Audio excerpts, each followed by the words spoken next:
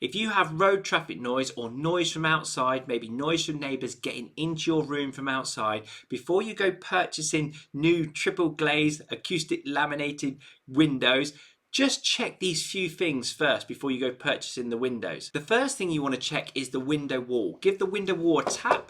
If it's hollow plasterboard, like dot and dab plasterboard, then it could be that making the noise worse on that window wall. Simply check the window wall by putting your finger in one ear and put your ear on that window wall and just gauge how much noise is transmitting up and down that window wall. If it's dot and dab plasterboard like this one, you have to remove the dot and dab plasterboard, and when you remove it, look at the gaps all around the window. And if you have a new build property, this type of insulation is quite standard for new build properties. They purchase the windows before the house is actually built. By removing the dot and dab plasterboard, you can then install a wall system which actually goes right up to the window frame, which improves the integrity of your existing windows. Next, you want to check what is in the cavity walls.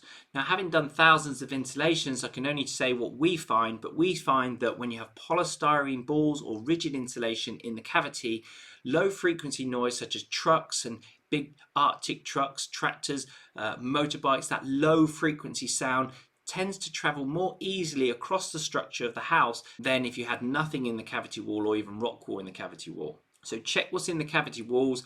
If you have rigid insulation or polystyrene balls, that might be the reason why you're hearing that low frequency noise across the whole of your house. One thing you can try right now before purchasing those windows, I'm sorry if you've already ordered them, is if you zoom into this property, let's just zoom in, look how close the roof is to this window. So just imagine where the ceiling for this room is. It's probably just where that guttering is. The ceiling is just there and the roof is just there. So let's just go up in the loft. So we're up in the loft and this is the roofing felt, and above there will be battens and tiles. And here is the loft insulation, and below that is the plasterboard ceiling of your bedroom.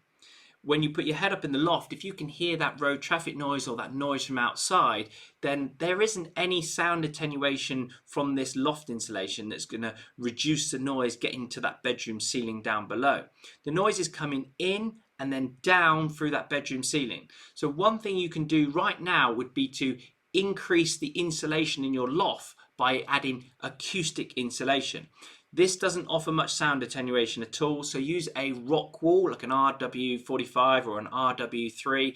Rock wall insulation installed to your loft will massively reduce the noise from the loft getting into the bedroom ceiling down below. You simply want to insulate between the joists and then go over the top with the rock wall. And this is just something you can do maybe this weekend to reduce that road traffic noise getting into that bedroom down below. So if you're being kept awake by road traffic noise or noise from outside getting into that bedroom ceiling down below, this is something you can do right now before you go purchasing those new windows. Don't forget, access opens Saturday at 9:30. Click the link in my bio.